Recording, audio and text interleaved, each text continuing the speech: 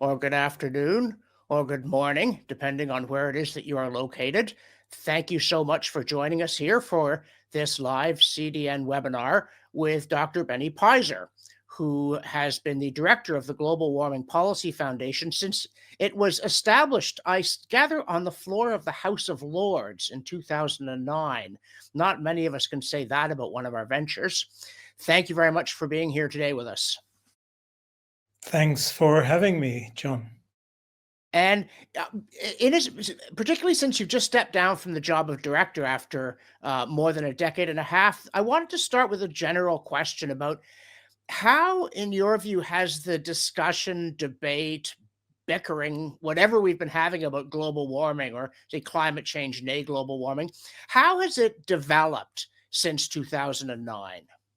How has it developed? Well, I think the last couple of years are different to the first 13 years of our existence, or perhaps the first 20 years of the whole climate movement, in that the whole agenda is now falling apart. We knew that was going to happen at some point. I didn't anticipate to happen that rapidly, but it is now quite obvious that it's falling apart. The first, I would say, 2 decades or perhaps even 3 decades of the global warming hysteria were an upward trajectory, almost, unstoppable. First, a Western apocalyptic movement, then almost kind of changing to an almost global movement. Everyone was caught up, not everyone, but a lot of people were caught up in it. The media obviously played a large role in that. They connived with the climate alarmists and hyped up every storm, every heavy rainfall. So it looked as if this was going to accelerate without any end in sight. And only in the last couple of years, the wheels have come off and it's now disintegrating in front of our noses. And when you say it's disintegrating, I'm guessing that the primary problem here is that the alarmists have been challenged to implement their program. They haven't been prevented from implementing it. They've been told you control the levers of government in practically every country, certainly in Canada and in the UK, but they've been unable to do the things they said were easy. Well, because the whole edifice is a utopian eco-socialist agenda. It was wishful thinking from the start. If people were rationalists and were serious about decarbonization, they would have never touched any renewables. They would have gone for gas and nuclear energy, and they might have decarbonized even more than today. Renewables is a complete house of cards that is now falling apart. And while you're right, the reason why we're in such a mess, primarily in the Western world, is that the apocalyptic eco-socialist academic world has completely dominated research, and the universities have essentially eradicated any opposition or skeptical voices from universities, from journals, from scientific institutions, and so on. So it's a bit like the Soviet Union, where there was only one voice and one opinion accepted. And that's the reason why we are in the mess we are. But because the policies are now biting people and hurting them in the pocket, there is this growing opposition, and governments, left, right, and center are rowing back, watering down, and reneging on a lot of these policies because they can't afford them. the public is increasingly against them. And much of the competition in the rest of the world is just freeloading and enjoying the West's self-destruction. Yeah, it really is a multifaceted disaster. And in fact, just this morning, I noticed a news story that Britain's last steelmaker was closing. And the backstory to this is that this steelmaker is actually owned from China. And the British government was trying to give them enough subsidies to keep the plant open, and they were unable to come up with enough money to make this not an idiotic proposition. And this is just at the moment that Britain's thinking it needs to take more responsibility for its own security, partly because of Russia's invasion of Ukraine and partly because the United States seems to be withdrawing into isolation. And so this is just one of a huge number of ways in which the green agenda, pushing up energy prices, discouraging manufacturing, has crashed into other less frivolous government responsibilities in a way that reveals that they, among other things, they hadn't thought this through. Oh, they never thought this through. It is pure kind of, it's ironic, or you can call it tragic repeat of the socialist experiment that went so terribly wrong. It's kind of command and control economics, whereby the government decides what you're allowed to do, what you're allowed to produce, what you're allowed to buy, how often you're allowed to do certain things, or how to heat your home, and with what technology.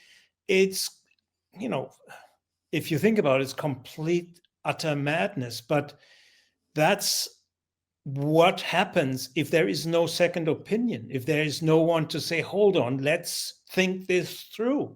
And this hasn't happened. This was intentionally eradicated through cancel culture and sacking of skeptical scientists and silencing any second opinion.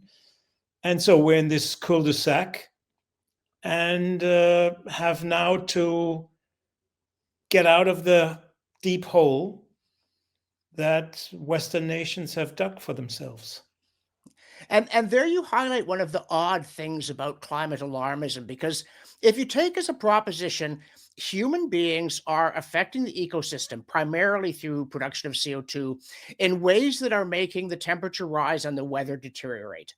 There's nothing in that proposition that would lead you to say we mustn't have free debate or we mustn't have nuclear power.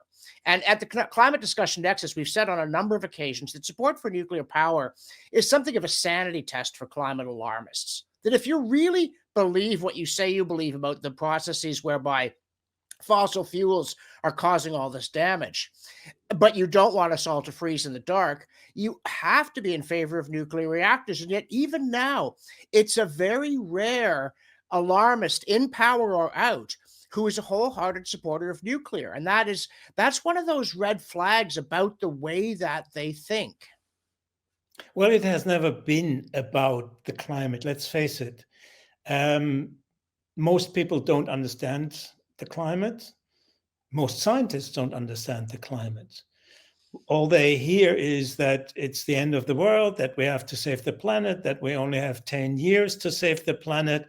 And it goes without saying, apocalyptic movements throughout history cannot stomach a second opinion, cannot stomach discussion or debates. And that is a typical feature of the kind of doomsday apocalyptic movements throughout history. So if it were about the climate, if it were about global warming, as I said, there would have been cheaper, better, and technologically sustainable forms of decarbonization. They were never on the table because the alarmists have their own agenda, and it is not climate. It is big government, command and control, shutting down anyone who questions the kind of conventional wisdom. And it is, as I said, a repeat of socialism in, green colors. It's as, and it's, I've seen it. It's essentially started with the same people. When the Berlin Wall fell and the Marxists were basically, at their end, and realized that Marxism was no longer feasible, they just colored it green and essentially promoted the same kind of big government command and control economics than before, but in the name of the climate, which they have no idea about, and most people don't have. It's a highly complex issue. We know it's warming, but we don't know whether it will be a problem in the future. It currently isn't a problem, but it may be a problem in the future, but who knows? Yeah, and it's an interesting way into the discussion, because I remember when climate alarmism rather suddenly became the crise du jour here in Canada. I was working on the Ottawa Citizen editorial board at the time, and I remember our Prime Minister Jean Chrétien was suddenly talking about climate deniers. And this set off a number of alarm bells for me, because I'm a historian by training. And every now and again, I get heckled by people saying, "Oh, you're a historian, man. What do you know about climate?" To which my answer is, well, historians are people who are trained to look at the past to try to understand the present, and I don't really understand what other way we would have of doing it. But when I heard the rhetoric coming out of the Prime Minister and others, I thought, I've heard this before. This is a familiar way of arguing, denigrating opponents, trying to shut down debate, insisting that there's a consensus and that there's no time to talk about it. And I'm going to give them credit for a little more sincerity, I think, because these are people who've always have this gut feeling that they must seize control in this crisis, that ordinary people cannot be left to their own devices. And so one thing or another will come up and they'll go, "Oh, that's why we have to do it." But I think they really do believe it. I think Al Gore really believes he needs to be in charge. And I think Al Gore really believes that human beings are overheating the climate. I don't think he's pretending on that score. But doesn't mean he's thinking very rationally about it. Well, they believed socialism was the better way of doing things and was the more successful economy, and it was fairer, and it was more social and more economic. And, they also believed, they were the worst. The true believers were the worst, because they would kill in the name of socialism and communism. And they killed, a lot of people around the world in the name of communism. And fortunately, we've been spared that by the climate apocalyptic movement so far. But just believing in a thing doesn't mean you're right, and doesn't mean that you shouldn't listen to someone who is a bit more skeptical than you. In the process, the climate movement has essentially destroyed Western science. The way science is being conducted is now, it's, only basically the majority has a right to publish and to, advise governments, and any skeptics have to shut up or have to be shut up. So the way science used to work in traditional Western societies, where it was clear that science needed checks and balances, just like governments need checks and balances, that doesn't exist anymore. There are no checks, there are no balances. And therefore, a lot of people are losing trust in the conventional way scientists now agitate and campaign, and don't trust them anymore. Yeah, and this, when you talked at the beginning about how it's all falling apart, this is another way in which I think maybe it is falling apart, that may, in some sense, be be helpful, that climate science has ceased to be real science, that it is the zealots have seized control of the journals, of the promotion processes, and so forth. They have succeeded by and large in preventing younger researchers from asking questions. And now they're finding that they're looking sillier and sillier. The models aren't working all that well. The policies aren't working all that well. And they have to somehow let in some air. But as Mikhail Gorbachev discovered about perestroika and glasnost, when you open up a system like that, it often doesn't survive the process. But I think a lot of younger researchers too must just be saying to themselves, this isn't why I became a scientist. I don't see that the institutional science as it currently exists in the Western world, particularly at university level and with the scientific institutions, will be able to reform themselves. I think the radical reforms needed to safeguard science from its complete woke left-wing dominance. I mean, think about just how many so-called conservative scientists are left at Western universities. I mean, it's perhaps less than 10%. And they cannot afford to even voice their views or publish their papers because there would be a riot. The students are now at university. If they don't like their professors, they just shut down the course. They just, organize a riot. That's kind of normal nowadays at Western universities. So Western universities, I think, are facing an existential crisis of credibility.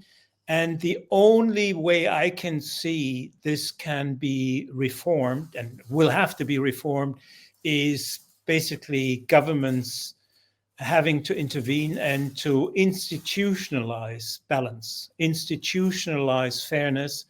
We have it in the courts, we have it in parliament, we need it at research and university level. We cannot have a kind of institution that is completely, utterly dominated just by one worldview and without any,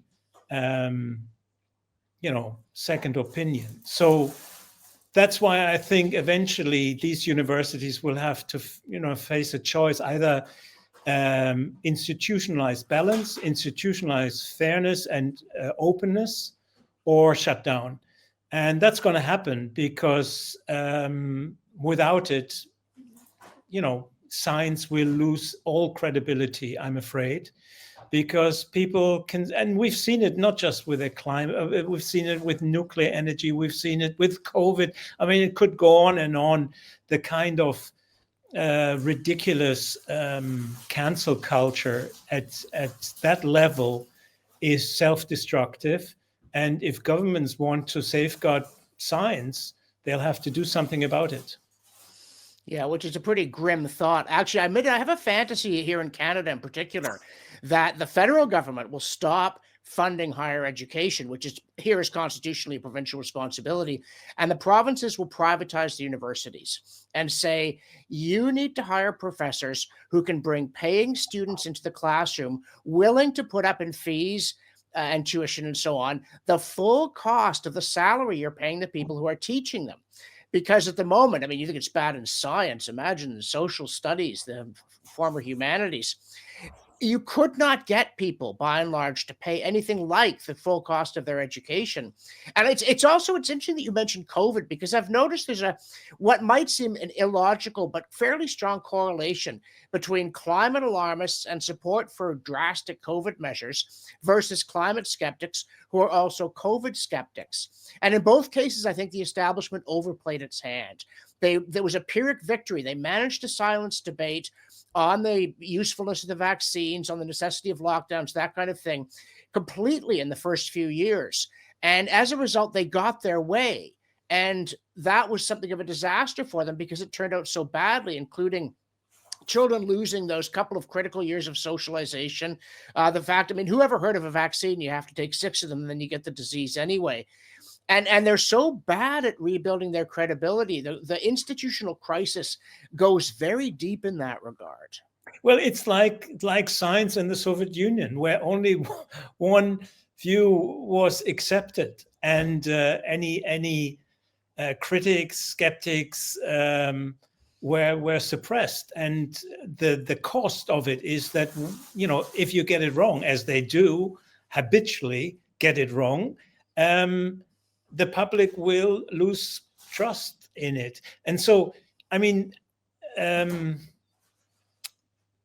privatization of university is obviously something that is still in the future, but I was talking about universities and research institutions that rely on taxpayers' funding. That's where government, can tell them, look, you cannot continue with this woke ideology, with this one-sided kind of agenda where skeptical scientists are being cancelled or sacked. And unless, as I said, you have to institutionalize. I mean, we have institutional justice system where if you are prosecuted for a crime, you have a lawyer or a barrister who can go to court and speak on your behalf. I mean, just imagine a government saying, well, we don't need that anymore. Why would we have a lawyer for someone who we think is a criminal? But at university level, that's totally acceptable. So that is one of the bad consequences of the climate hysteria, the destruction of Western scientific and academic institutions that do no longer allow skeptics to teach or to research or allow them any funding. And of course, we are now paying the price for not having thought this through, and look, what is interesting here in Britain is that now that the Conservatives are in opposition, they are suddenly very skeptical about net zero and these policies. And which is not surprising, because in opposition, you can suddenly start thinking. In government, you just basically drive an agenda you don't fully understand, and you're basically advised by the civil servants. But the Conservative Party leader now has, for the first time, set up a commission to look into the cost of net zero. Now, you would think that's a bit late after nearly 20 years of implementing these policies to actually have a look at the cost. But the point of this exercise is that she will now be actually inviting experts on the kind of conventional climate activist type of experts and more skeptical experts to provide this commission with an overall, a full kind of perspective of cost estimates. Now you think, why after 20 years are they beginning to look at the cost? Well, the reason is that costs are piling up. The economy is sinking fast. The deindustrialization, as you mentioned, is accelerating. There won't be much left of heavy industry in Britain. And the whole idea of turning everything into a kind of electric-powered economy is, again, something of a pipe dream if electricity prices go through the roof. So this need for really costing policies before you introduce them, that failed. And it's late in the day, but it might allow the Conservative Party to realize that this is just a bad idea and it has to be reconsidered in a more reasonable and in a more cost realistic or cost effective way. Yeah. And that's one of the odd things about the debate, not just in Britain, certainly, though Boris Johnson was a huge letdown that way, but here in Canada and everywhere except arguably the United States, where Donald Trump is not apparently a believer in any aspect of the global warming scare. But how timid conservative politicians have been, particularly about saying, I'm not convinced by the science. They may say, I don't like this policy, we'll do it another way. But it's frankly bizarre how few of them have been willing to say, I do not believe that human beings are causing the weather to get worse, so I am not prepared to do massive harm to our economy in an attempt to make the weather better. It's true that the alarmists have tried to shut down debate, but a lot of people haven't pushed back as much as you'd hope they would have.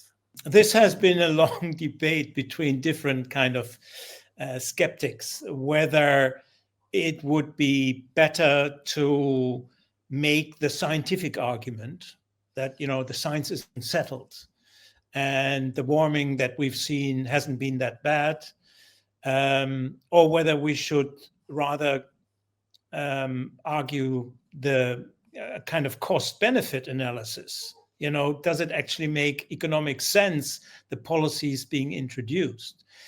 We at the GWPF have from the start avoided to make the case that there's a problem with the science, because the science, although it is not settled at all, as long as global temperatures keep rising, even though they are rising very moderately, very slowly, and perhaps only half of the speed that were originally predicted. But even though we decided that the most likely scenario for winning this battle would not be over the science, but would be over the economic cost of the policies. And it turned out that it is, at the end, the economic and public policy problems of the climate agenda that is bringing down the edifice. And the science will remain unsettled for decades to come, I'm pretty sure. The only argument so far on the science side of it is that, yes, we have seen global warming. The warming has been moderate and by and large not as negative as predicted. The world is still better off today than it was 50 or 100 years ago, despite global warming. And some people might say because of global warming, because global warming has obviously brought a lot of benefits too. But it is mainly the political economic arguments that have won the day and are now forcing governments to back down and roll back. But you are right. What ministers or politicians should demand is an open scientific debate. And that has to be enforced by governments. It has to be institutionalized. They have to tell anyone who is funded by governments, that is taxpayers, that they have to accept science is about discussion. Science is about checking, shaking the tree, asking questions, being skeptical. And any institution that refuses to adopt this kind of open, balanced, fair, transparent way of doing science should be losing their funding, full stop.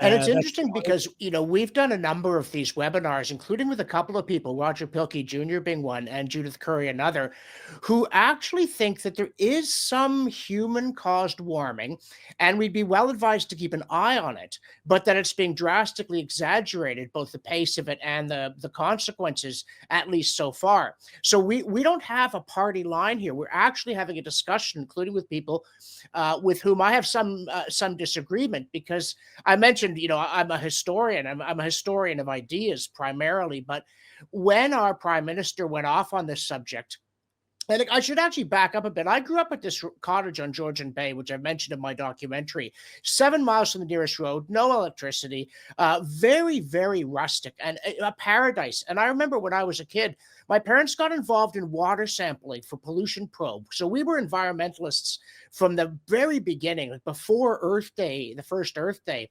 And I consider myself very committed to the environment from top to bottom. But also, because I'm a historian, when climate change became the big thing, my automatic thought was, what about the medieval warming period? And in fact, my grandfather was a medieval historian, so I know, I grew up with that. And it seems fairly clear that temperature in the Holocene cycles, that it was warmer in 1150, 1200 AD than it is today, and that it cooled naturally and it's warming naturally. So I take the view that there is no clear signal of human impact on global temperature. But I also take the view that the weather in the Middle Ages was not conspicuously horrible. So this theory that if it gets a little bit warmer, we're going to have this dreadful, too much drought and too much rain, we're going to have wildfires everywhere, this and so forth, that this is one of the things that the alarmists, the physics is complicated enough, but there's much more straightforward science that we know about the relationship of temperature and weather and so on, and it doesn't support what they're saying. And so I think that even if you say that, well, we're not going to get way deep down into this issue of the incoming watts per square meter, but this whole idea that it gets 1.5 degrees warmer than pre-industrial times, which is a phrase they used to mean 75 years after the Industrial Revolution, that we're going to get really, really bad weather, is just a very unscientific assertion. There's no evidence in the past of geology of the planet that would make you think that was even possible. Well, on the science, I'm a skeptic. So I'm a skeptic on both sides. I'm a skeptic about people being very kind of dogmatic in one direction or dogmatic in the other direction. When it comes to medieval warm period or the Holocene climate optimum or other warm periods or cold periods, the reality, as far as I understand it and from my reading, is that we haven't got a clue.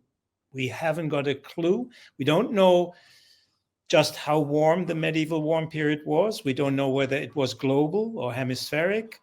We don't know how warm previous periods were, because the proxy data on which we rely are very uncertain in many respects. So that is part why I don't trust people saying this is unprecedented. The current warming is unprecedented. We haven't seen this in the last 10,000 years. We don't know. We don't know. You're absolutely right. There have been warm periods, cold periods during the Holocene. The only problem is we don't know just how warm or how cold these periods were. I mean, the climate alarmists are famous for claiming that a lot of civilizations collapsed because of cooling, because of cold phases. We don't know that for sure. Just as we don't know whether the medieval warm period was as warm as today or warmer than today. And your cat is just... We're having an invasion of the animals. Excuse me briefly, one moment. No, it's okay. Anyway, we love the wildlife and they're popular with the audience. Anyway, the point I'm making is that we could, discuss these scientific issues for hours and days to come, and we wouldn't solve them because of the uncertainties. But what is certain is that people have to pay, and pay a lot, for the policies, and that in itself turns them off much more so. And the other interesting thing is that once people don't like the policies, they suddenly become climate skeptics because, I don't like to pay for all of this.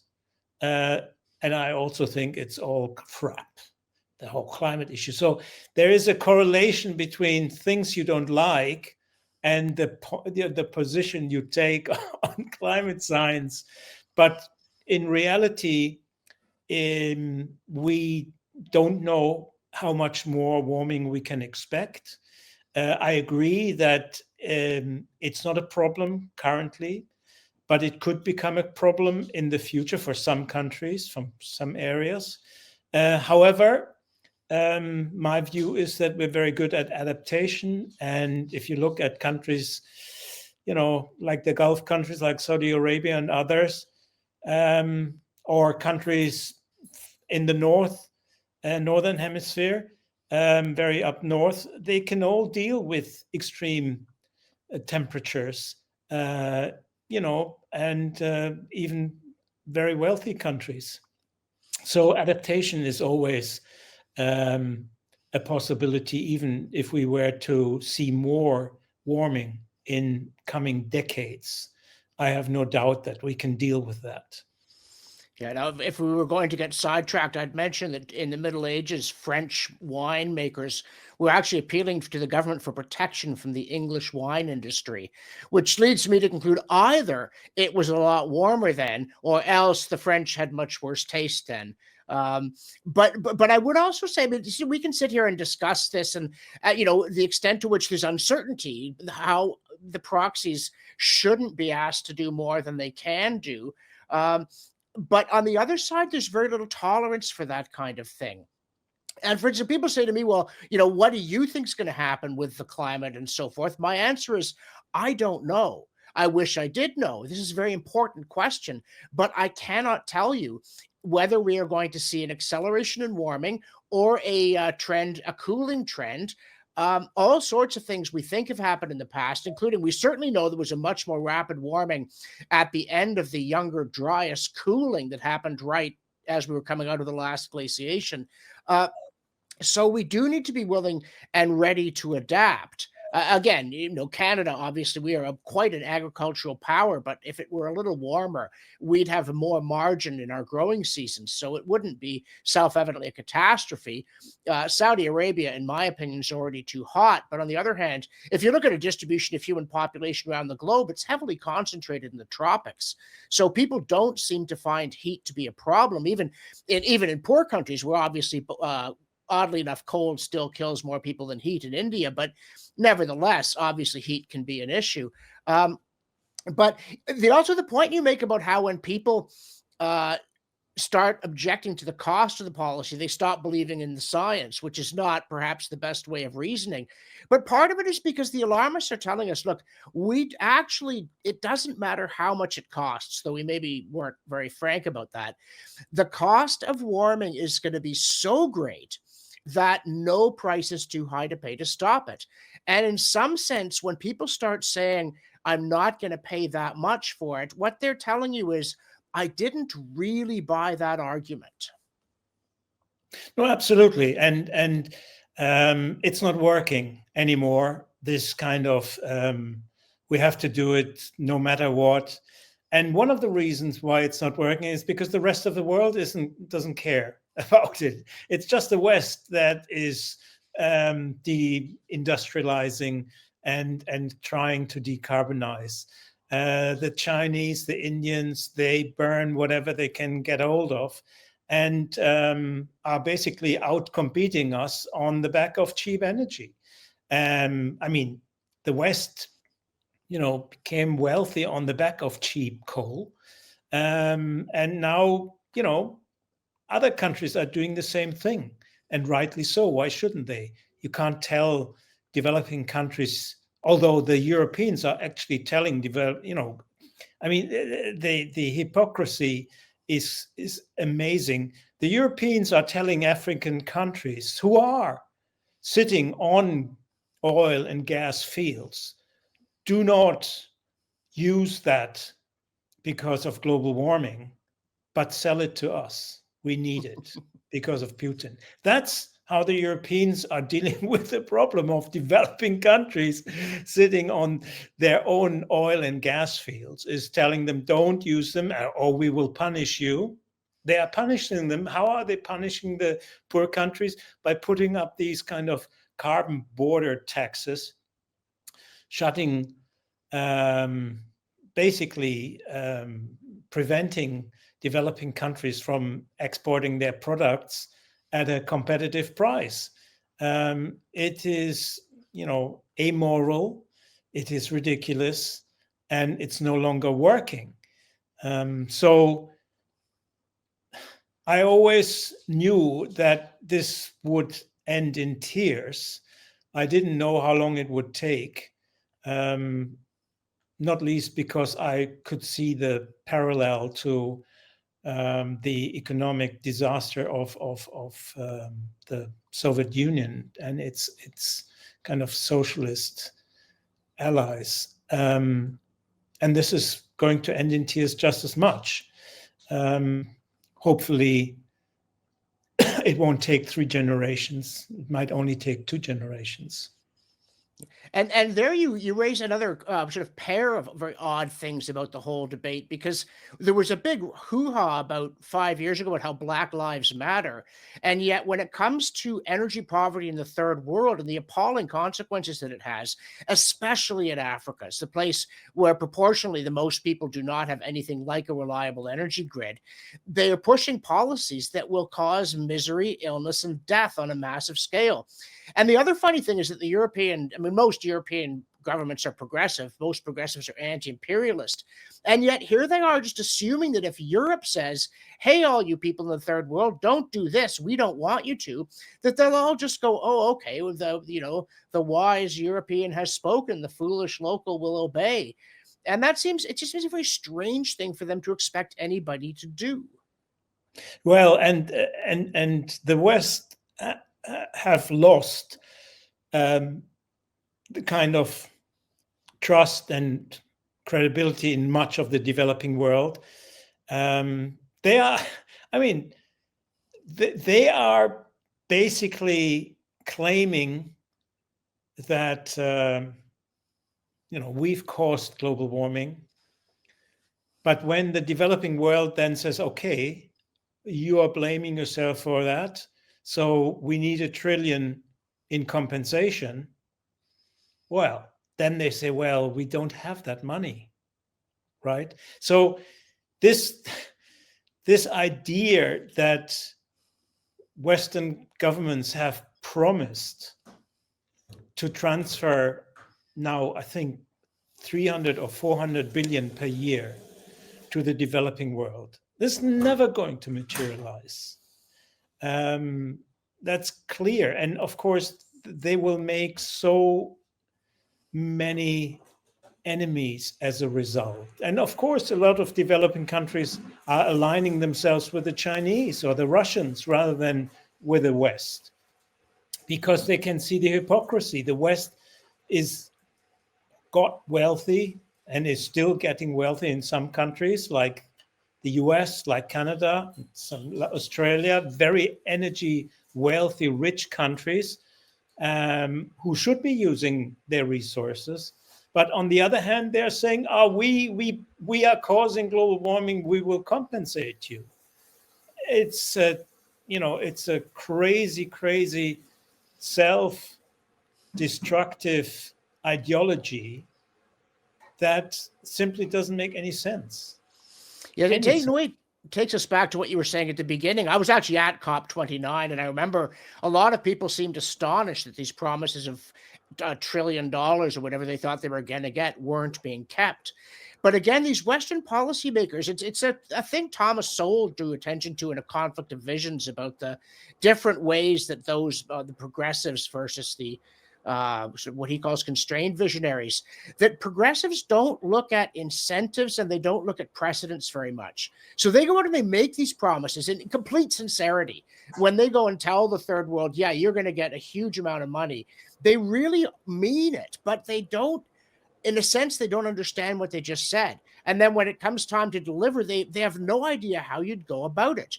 Just as you look at their blithe assurance that they can build a domestic EV industry from scratch by throwing a few tens of billions of dollars at companies to build battery factories, which we're doing here. They don't understand the history of economic growth. They don't understand the nature of economics. They don't understand the science. They don't understand the history of geology. But you go on, the stuff they don't understand. Although I would say that anybody in the third world who thinks that cozying up to China or Russia is a winning plan, maybe they ought to look at their history a little more too. Because, I mean, again, we're creating a huge problem for everybody by being idiots, is what it comes down to. Absolutely. Look, you call them progressives. I think that's the wrong name anyhow. We are talking with people primarily from the public sector nowadays, people, civil servants, people in institutions or think tanks, government-funded NGOs. That is mainly the group of people pushing this because it's in their self-interest. They don't care whether their policies will have negative consequences for the ordinary person in Europe or in Canada or in the US. They just see an opportunity for their institutions and for their kind of public sector funded jobs. Of course, all these policies are extremely detrimental to the living standards of ordinary people in Western countries, never mind the developing worlds.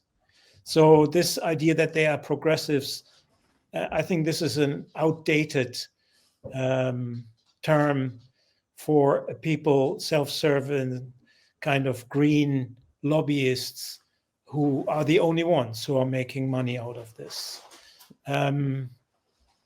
The vast majority of people, and they are beginning to realize, I mean, most of these parties have lost the working class anyhow.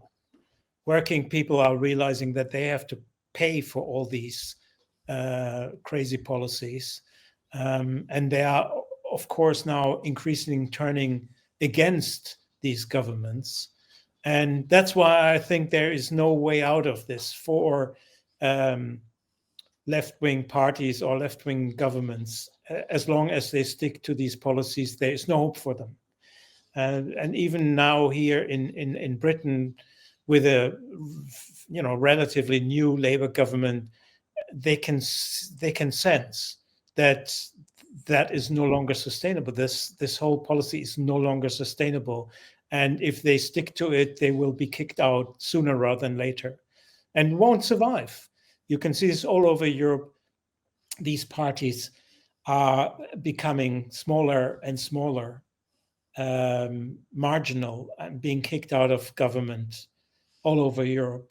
So that's the price that the socialists had to pay, and that's the price the eco-socialists will have to pay. Yeah, I mean, they've certainly got themselves into a trap, partly, as you say, this huge state and parastatal apparatus where the people inside it have a strong material incentive in keeping the thing going. Although I do again think when you look at these people that their view is that if they are well rewarded for bestowing the benefits of their superior understanding upon the peasantry, that's just the universe unfolding as it should. That they don't think that their policies are going to hurt ordinary people. They think ordinary people are a basket of deplorables who don't know what's good for them.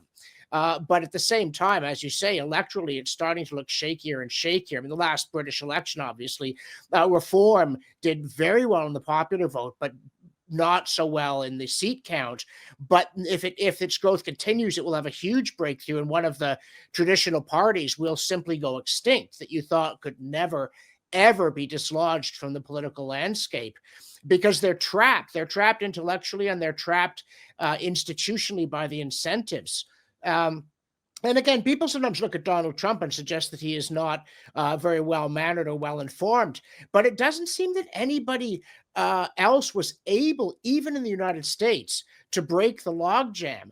And that's a bad thing, because if the parties cannot recognize that something has gone wrong and adjust, then you're going to get an upheaval. And it would be much better if they would open the windows, open the doors, open their minds, and have a discussion about how much of what we said seems to have been borne out by the course of events, and how much of what we said, including about how this policy would work in practice, has turned out to be wrong, and where should we back off? Because again, Keir Starmer, who is, no giant, let's be fair to the man, doesn't seem to have much capacity to rethink things.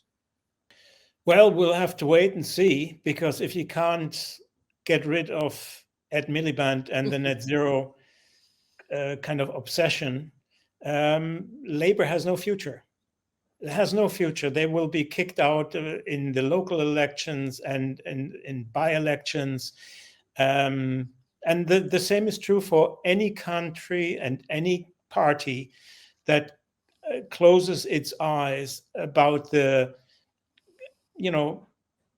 irrational and unsustainable way of net zero and these and green policies. Whether the parties will get back to the kind of mainstream, let's talk this through and let's have a proper discussion about the pros and the cons and let's cost this. I hope so. I hope we will get back to that, because that's what Western civilization used to be. But we have moved in a very dangerous way, for numerous reasons, into an increasingly authoritarian kind of censorship, suppression of other views type of culture, which can only end badly. So how to get back to normal forms of gentlemanly kind of conduct where you agree to disagree, I don't know. But if we don't get back to that, it's going to be really, really poisonous. Trump is a symptom of this. He's not the cause of it, but the result of this kind of policy that was adopted about 20 years ago, the demonization of opposition. And of course, both can play this, both sides of a polarized culture can play this kind of dangerous demonization game.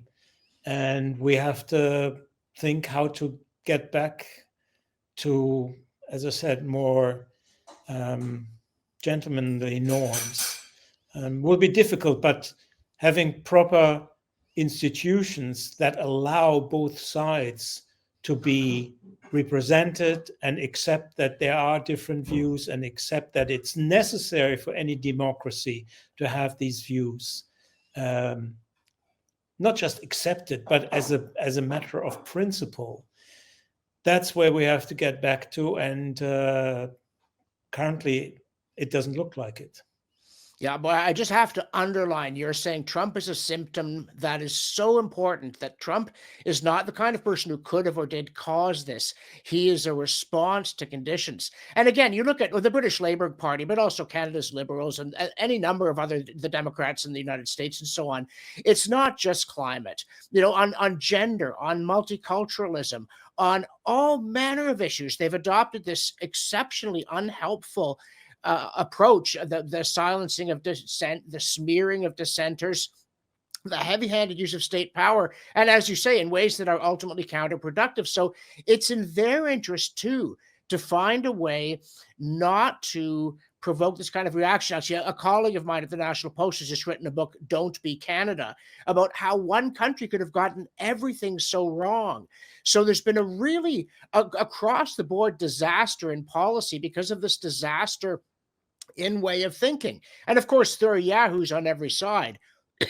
But I think in some sense, if I can't call them progressives, I'll call them the left. They're so convinced they're the good guys that they have a lot of trouble scrutinizing their own behavior. And the conservatives on the whole have been rolling over, and maybe they need to learn to stand up. But again, civilly, with a view that there are actually that a person who has a functioning brain and a functioning heart could hear my opinion and still not share it. Because that's an idea that more and more people seem to find just baffling. And by the way, we're almost out of time here. Now, you're stepping down from as director of the Global Warming Policy Foundation. So what's next for you? Do you have new projects you'd like to tell people about? I'm writing, basically, and go a little bit more deeper into the problems we face, not just on the climate, but on the whole kind of the roots of catastrophic thinking, basically trying to understand why it's so attractive for people to become alarmists and catastrophists rather than taking a more balanced view of evidence. That's what I'm writing about. That's at least will take me for the next couple of years to write that book. Well, excellent. That's my kind of thing. My doctoral dissertation is actually on Richard Nixon's diplomacy, but it was about ideas. It was about the way in which the debate over détente and realpolitik and so on there was too little meeting of the minds. Not because I expected everybody to agree, but there was far too little awareness of the kind of structure of the disagreement, the ways in which other people were thinking differently than oneself. And I know somebody here in Ottawa who has written a number of books about the JFK conspiracy theories and why they're wrong. And I keep urging him to write a book on why people like conspiracy theories generally. So I think this idea of why people are prone to panics, because I sometimes feel like as soon as we get rid of this one, something else will come along and it might be worse. It would be hard to imagine how, but humans are inventive when it comes to disaster. AI. So is it going to be the problem, or is it going to be the solution? Or... It will kill the planet in 10 years. Okay, good. I only fear it. 10 years to save the world from AI. Somebody was saying about talking, do you use AI in your work? And I said, I'm John Connor. I want to teach mankind to fight back against the machines while we still can. You see, you've already been... Well, this thing like, you use AI to turn a few points into a long email, and then someone on the other end uses AI to turn the long email into a few points. And it's like, why don't you just say what you think? Let's stand up for humanity here. Right. And hold back the rising tide of panic. Not that we shouldn't be concerned about things. There's a lot of things I worry about. In some sense, I suppose I have a bit of an alarmist bent. I'm thinking, well, here comes China. This is terrible. Here comes AI. This is terrible. The family's falling apart. We've got its idiot trade war and everybody's a skinhead. So there's a lot to worry about. But let's not make ourselves part of the problem. We always try that at the Climate Discussion Nexus, by the way. We don't allow obscenities in our social media comments. And some people think that's very odd, but I'm thinking to myself, we got to take a stand somewhere. How about, not using rude words while debating climate? There must be another way. That's a good start. Yeah, so that's there you have a call for civility, open-mindedness across the board. Let us, I think it was Chesterton said to disagree without being disagreeable. And so we encourage everybody to get into the debate and by all means have a vigorous point of view, even if it's not my point of view. You're allowed to on the extent to which we do or don't know what happened in the past, or the extent to which humans are or not contributing, all these kinds of things. But let's be the debate we want to hear. If we want the politicians to open the windows and let the fresh air in, let's make sure that we open the windows and let the fresh air in. Let's all try to make this a debate that is edifying and constructive. And in that regard, again, Benny, I want to thank you so much for being on the program, for sharing your insights, your perspective on a long and valiant battle against idiotic ideas. Thanks, John, and good luck in Canada. Fingers crossed. As they say in Toy Story, you're going to need it. And thanks to everybody for watching, either in live or in the recorded version. Be sure to check out the Global Warming Policy Foundation, support their work. Also, please do support the Climate Discussion Nexus, because we don't get any government money. We are dependent on you. You're our sponsors. And tune in for our next webinar. Whatever time of day it is, good morning, good evening, good afternoon, and thank you for being with us.